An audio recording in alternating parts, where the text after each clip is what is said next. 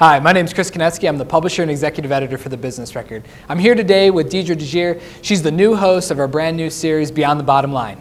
And I am excited to be the new host for Beyond the Bottom Line, stories of our business owners throughout the state of Iowa, rooted in passion and in purpose. These are going to be stories that we're uncovering to inspire you, because our business owners throughout the state are driven, they're passionate, and they've got stories to tell, and you're going to get to hear them. So why this initiative and why now? The Business Record, it's our mission to help business do business better. And one of the things that we do all the time is we try to find needs in the community and fill that need. And in our conversations with business leaders over the past few months and over the past few years, one thing comes through. It comes through in a very clear theme. People want to experience new business leaders. They want to experience new, rich, vibrant businesses, and they want to have the opportunity to learn from those businesses. On top of that, they want to expand their sphere of the businesses that they're doing business with on an everyday basis. And I could think of no better person than Deidre DeJear to help be the host for this series. And I think the reason why I'm most excited about this, Chris, is because I'm a small business owner myself. And when I started my business more than 10 years ago, it was at the brink of the recession.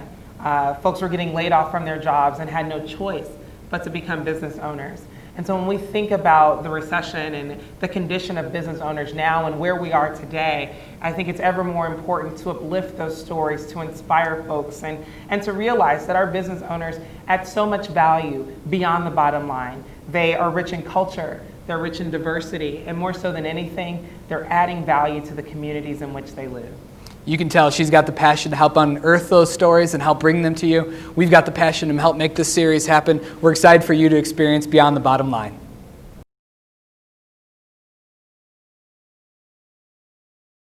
Hello, everyone. Welcome to the first episode of Beyond the Bottom Line. I am here with Lyssa Wade, and we are at Veggie Thumper, a small business in the city of Des Moines, and I almost call it a shrine to everything veggie. Okay. I want you to talk a little bit about just your hometown. You were from this city. Tell me a little bit about your upbringing and what's led you to be where you are in this space as a small business owner. Let's see, I was born and raised here in Des Moines, worked in restaurants pretty much my whole life, and went to school for photography. Really did enjoy food photography, but the more things kind of kept growing, and then I had a child of my own, and looking at food and controlling food and where it comes from and what was in it, it just became a lot. And so I needed to figure out a way to get food labeled. And once I realized it wasn't going to be an easy mission here in Iowa, where we are the third top exporter of genetically modified organisms, I realized maybe instead of telling people what I don't want, I should show them a different way of eating and growing their own food. So it started out with gardening after my father passed, and I found out that I was pretty good at it. And once you start growing so much food, you have to figure out what to do with food, which meant then cooking it. And so my way to be a better earth inhabitor was to reduce my own footprint. So we wanted to do meatless Mondays, and my family did not care for meatless Mondays, and the passive-aggressive side of me decided to make it meatless 7 days a week. And then there was a vegan festival, and I'm consolidating like 13 years worth of things into a very short amount of time.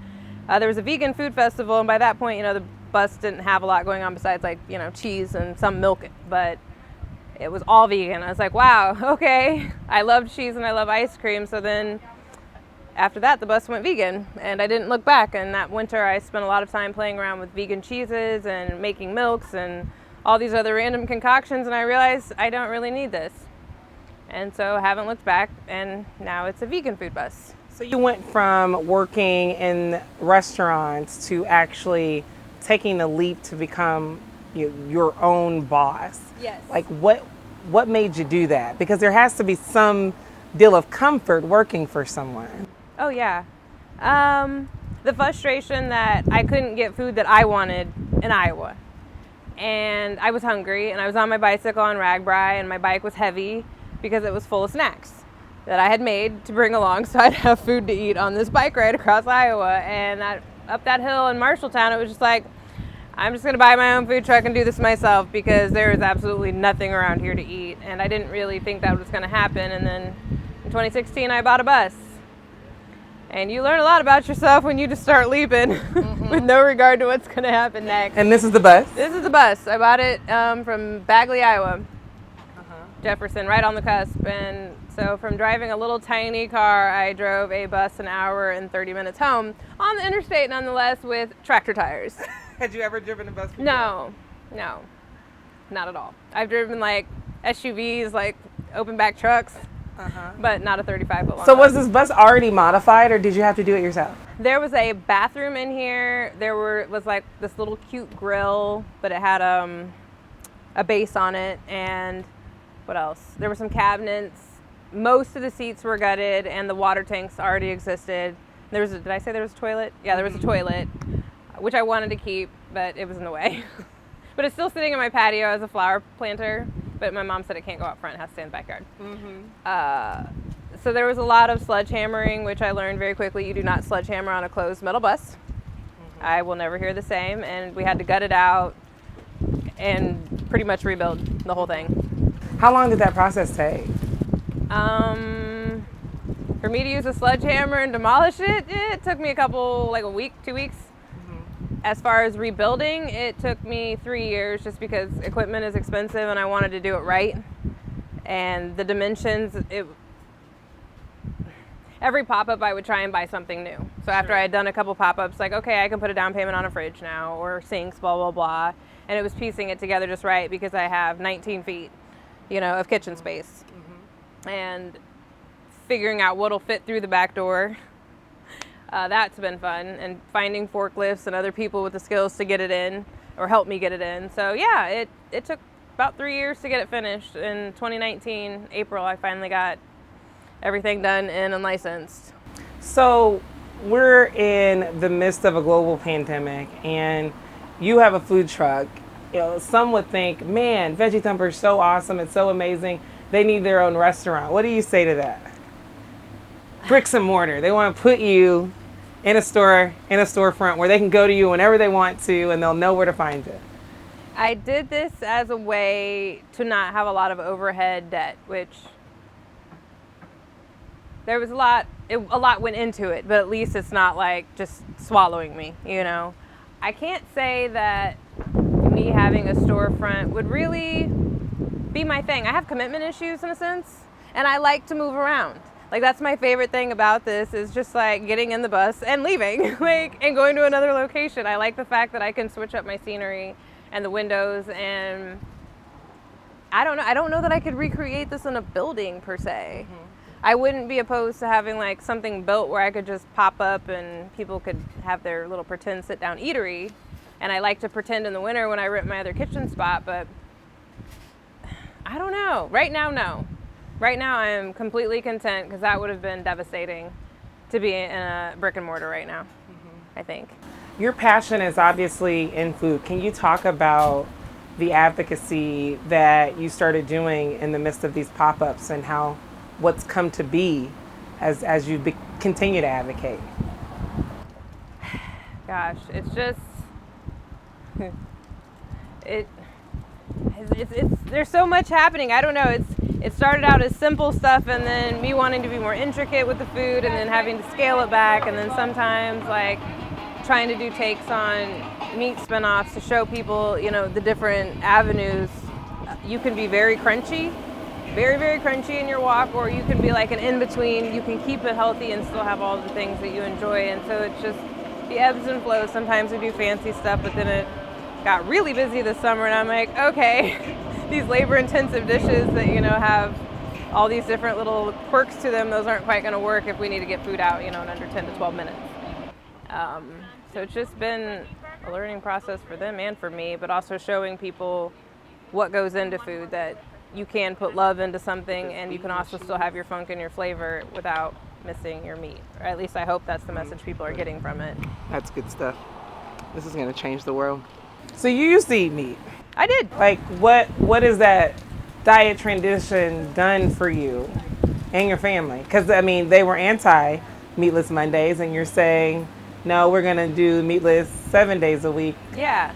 Did it change their lives at all, or are they the same? Yeah, my mom initially, like when we were hard in the paint and she wasn't sneaking off to do other things, without me supervising, Mom, she got like the blood pressure medicines, went away or were greatly reduced, and a whole bunch of medicines just fell off the grid. She lost weight.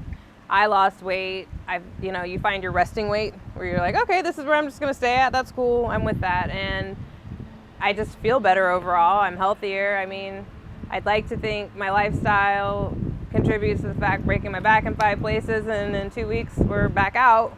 That I think would play a role in it. So you're telling me your back is broken right now? Yeah. In 5 places? Yes. I And broke you're my out here on TB. this- Yeah. And I bruised my tailbone. And my whatever, pelvic something, sacrum. Yeah. And I broke a toe. And I feel that I'm doing okay for it being 2 weeks. So I think diet helps with that, helps keep inflammation low. I feel good. I mean, I don't feel 100% right now, obviously, but on a day-to-day basis, overall, I feel better. There's not that certain weighted downness I get when I used to eat meat. You'd be like, ooh, that meal I'm going in on. Like, there's some vegan meals that I go in on. I'm like, okay, you did not need to eat 10 of those, but I did.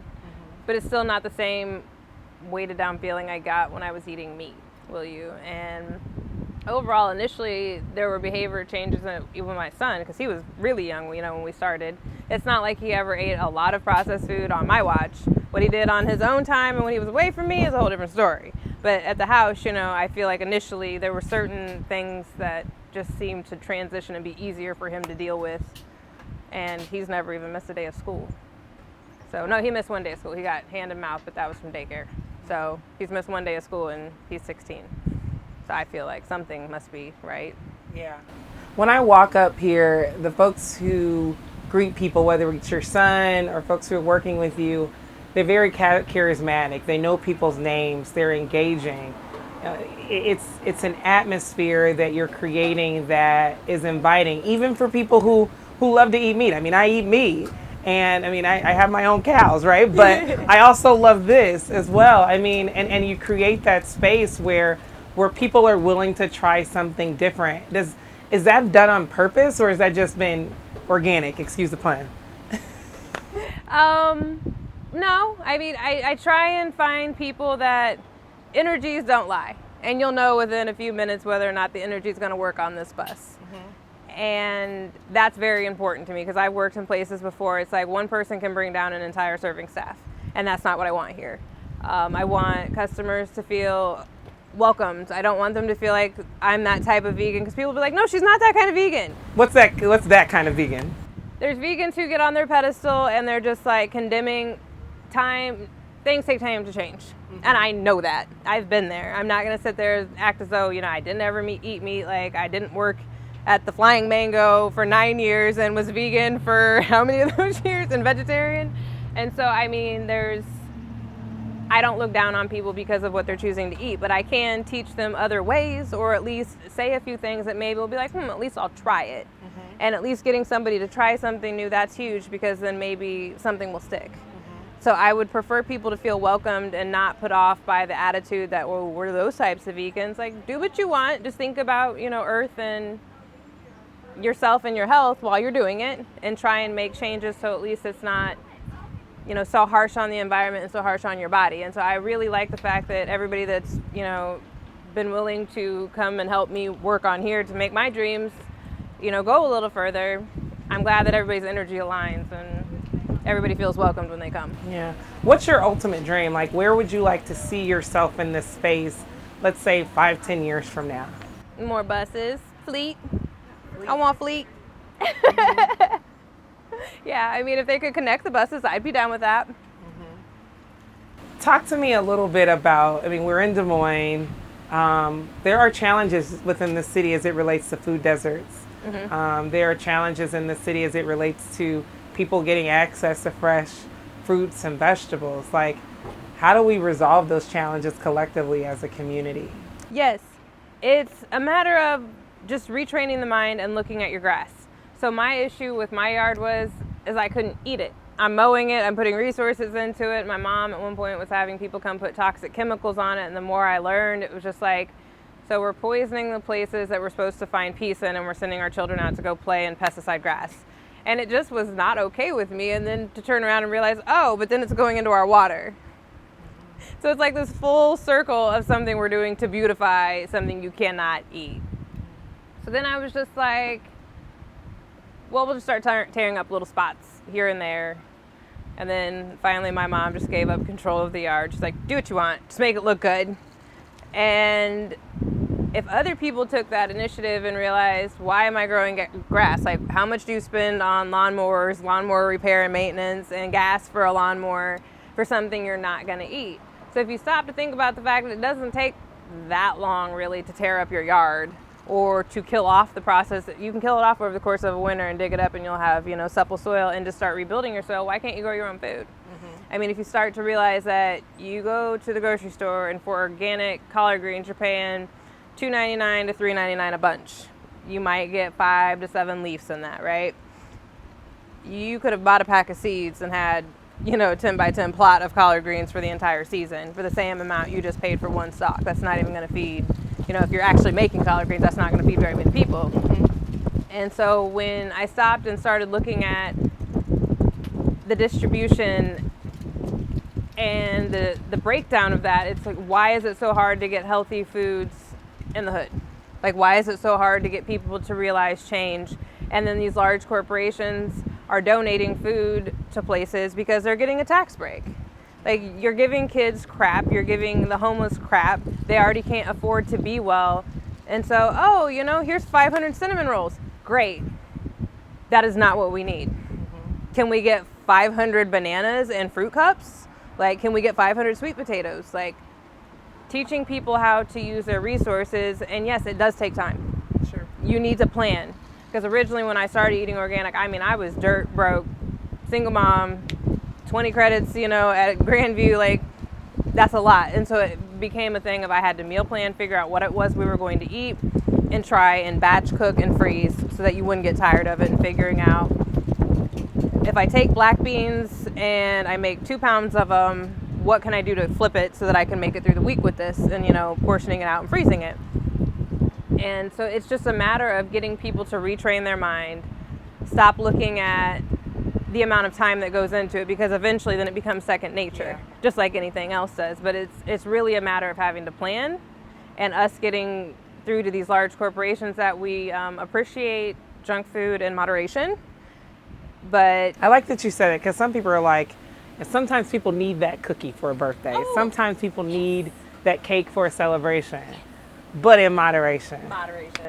Right? Like, we should not be burying people at the rate we're burying them for things that are preventable.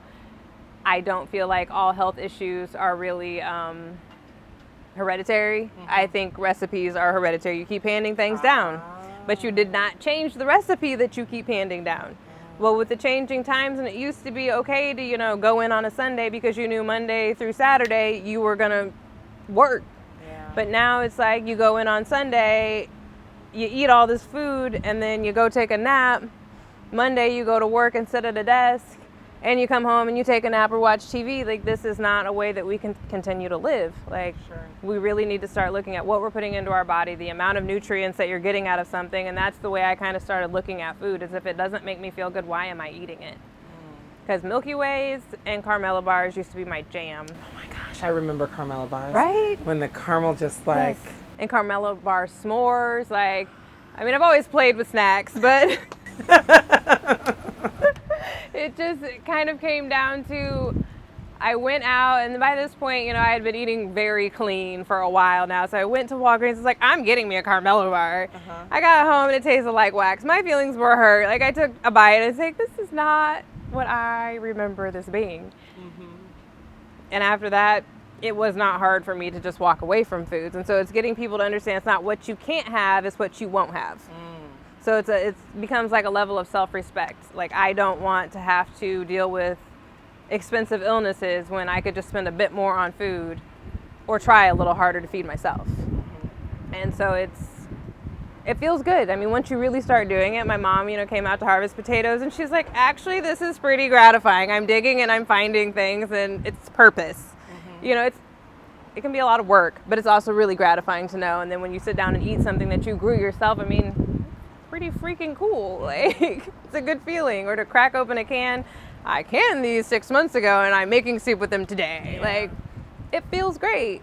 And so I feel like if we taught people the basics again and took a second to really address some of these issues, the distribution and what we're handing out, and, you know, started holding these large corporations accountable, that we might get more change that we desire, and maybe people won't be quite as sick. Because I don't really agree with it's a cold and flu season. You're not eating, you're not aligning, you know, with the limited amount of light, and there's not enough nutrients in your food to keep you well for when the seasons do change. Those are all things that need to be kind of taken into account. Until we're really having those conversations, it's not going to change. This has been a journey for you, and you are obviously still on this journey, still on this path. And like you said, as it relates to, you know, what us as individuals choose to eat, what we choose to put in our body, that's also a journey. But it's amazing to know that you're so passionate about this issue, but you also have grace. And you have that understanding that people are going to do what they like. You just want to be there when they choose to go this direction. Exactly. Or if they have questions, I'm totally here to help. Like, I want to see people plant gardens. It just makes my heart smile. Like, after COVID and then all these people out here buying up all the seeds, I'm like, go ahead and buy them out. Like, clapping when you drive past somebody's yard. Like, snack patches everywhere. Makes your heart feel good. So, well, thank you for being an inspiration, and thank you for watching Beyond the Bottom Line. As you can see here, it's more than just about money. It's about adding value to people's lives, and right now it's about adding value to people's tummies and their health for Lyssa. Thank you so much. thank you.